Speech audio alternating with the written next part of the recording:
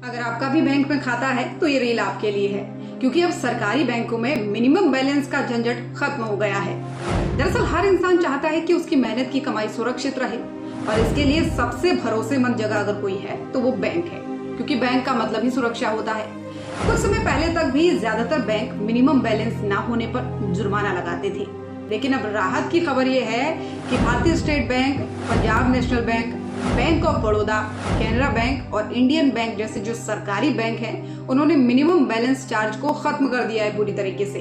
यानी अब खाते में कम पैसे होने पर भी आपका कोई चार्ज नहीं कटेगा, और अगर जीरो बैलेंस भी है तो भी कोई चार्ज नहीं कटेगा। इससे सबसे बड़ा फायदा उन लोगों को होगा जिनके खातों में मंथ एंड आते आते पैसे खत्म हो जाते हैं। लेकिन अगर आपका खाता प्राइवेट बैंक में है तो ये राहत की बात आपके लिए नहीं है। ये राहत आपको प्राइवेट बैंकों में नहीं मिलेगी। यानी नई पॉलिसी अगस्त 2025 के बाद से जो प्राइवेट बैंक है, जिनमें आईसीआईसीआई बैंक, इसने जो इसके मेट्रो और अर्बन खाते यानी शहरी खाते हैं उनमें 15,000 मिनिमम बैलेंस रखने की बात कही है, और जो सेमी अर्बन है उनमें 7,500 रुपए तक रखने की बात कही है, और ग्रामीण जो इनके खाते हैं उसमें 2,500 कम से कम रखना होगा। और अगर ये मेंटेन नहीं होगा तो इसमें 500 रुपए तक का जुर्माना आपको भरना होगा। अगर बात HDFC बैंक की करें तो इसके जो मेट्रो सिटी के अकाउंट है उसमें 10,000 तक का मिनिमम बैलेंस आपको रखना होगा, और जो सेमी अर्बन अकाउंट इसके हैं उसमें 5,000 तक का आपको कम से कम पैसा रखना होगा।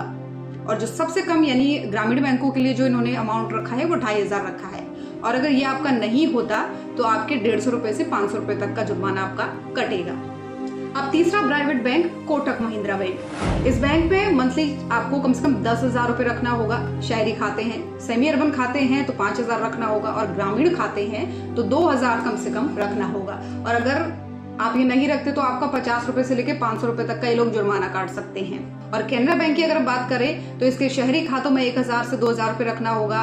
सेमी अर्बन जो खाते हैं उसमें 500 से लेके 1,000 तक रखना होगा, और जो ग्रामीण खाते हैं उसमें आपको कम से कम 500 रुपए तो रखना ही रखना है।